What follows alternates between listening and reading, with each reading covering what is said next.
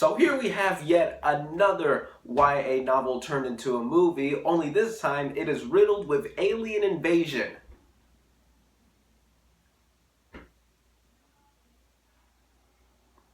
What is up, everybody? RandomRandomMan here. Excuse me if I sound a little bit congested in my voice every time I speak, because I've just been recovering from feeling a little bit under the weather as of recently. But that's not going to stop me from talking about the first 2016 film release that I am talking about, and it is for the film adaptation of The Fifth Wave, which stars Chloë Grace Moretz, Nick Robinson, Ron Livingston, Maggie Stiff, Alex Rowe, Maria Bello, Micah Monroe, and Liev Schreiber, and is directed by Jake Blakeson. Now, the plot is of course based on the novel of the same name, written by Rick Yancey, and follows Cassie Sullivan, played by Chloë Grace Moretz, a teenage girl who witnesses 4 deadly waves of alien attacks that take place on Earth. And once she is out on her own, it's up to her to stop these creatures from exterminating all of humanity. Now, truth be told, I was not looking forward to seeing this movie because from the trailers, it just looked downright bad.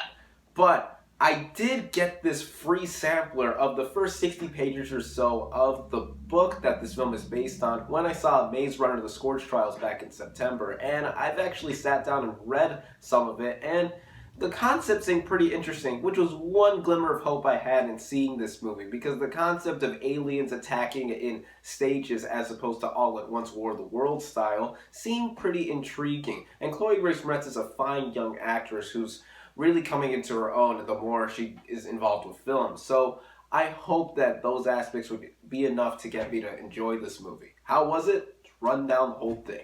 Like I've said before, I really do admire Chloë Grace Moretz. She is one of my favorite up-and-coming young actresses working in Hollywood today, and she's always intriguing to watch every time she comes on screen.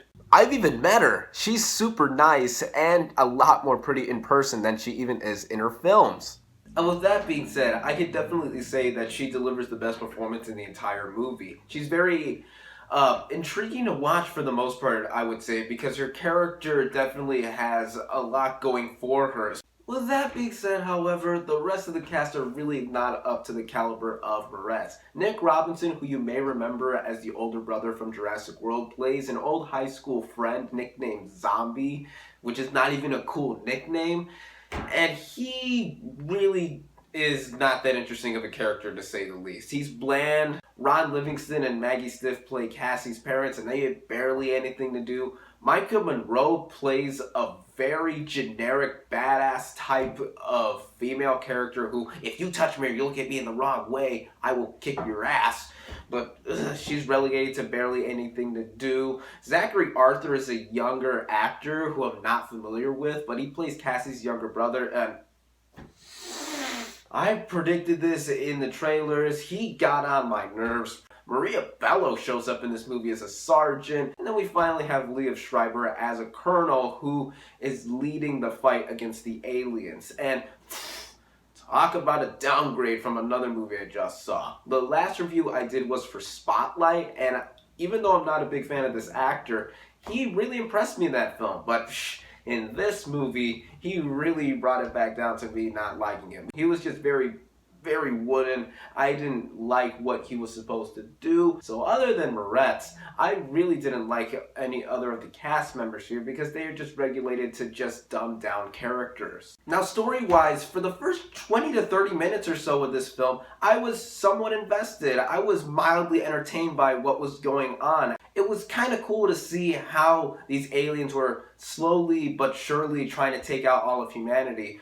But once Cassie is left on her own and she has to go and try to look for her brother who gets taken away by the military, the movie really shows its true colors in how lazy it can be. Now, this also goes with the structure of the film, which is surprisingly refreshing because it follows 2 sides of the story. Of course, the first side goes into Cassie's perspective, but the other side goes into Zombie's side of the story, where he's on the same military base as Cassie's younger brother, being trained by the military to fight off these aliens.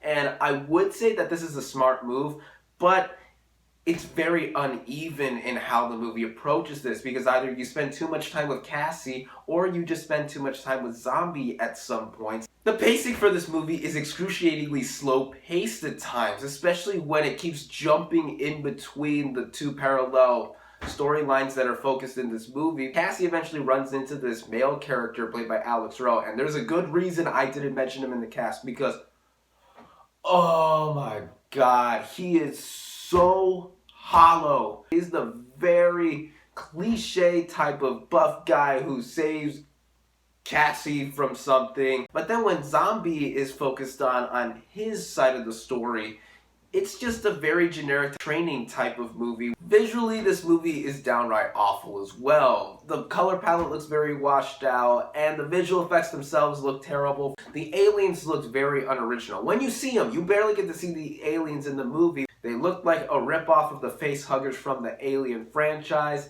And when you see the first mothership show up in the movie, it looked like somebody copied and pasted it to the sky as a pre-rendered background to make it look like as if the characters were looking at something up outside.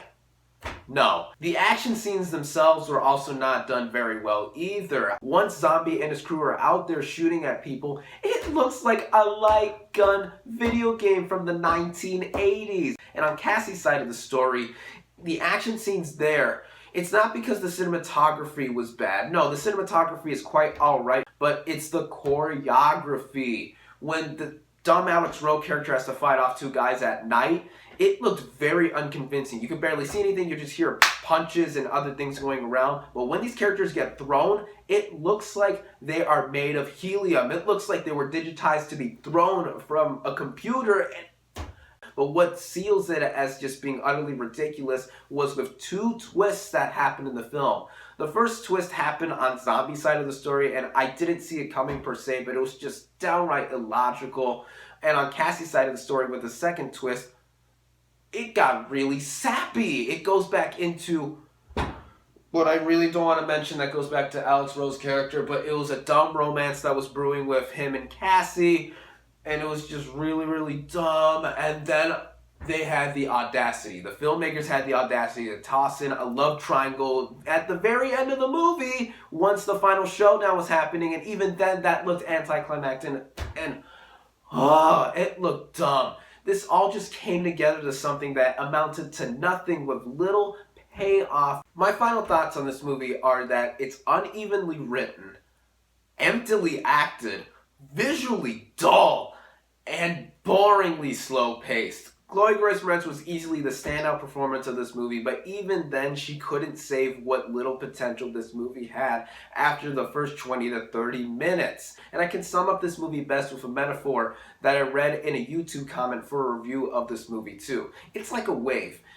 It goes up, it has potential, it rises up, but once it reaches the breaking point, it splashes down and becomes one with the rest of a huge body of water. I don't think this movie is good enough to even warrant any sequels, and fans of the book, I guess, will enjoy this, but I just really didn't like this movie. I do not recommend it. Your time would be better spent watching some Oscar-nominated movies that are out right now, as I feel that that would be a better use of your time. My final verdict for The Fifth Wave is 1.5 out of 5 stars.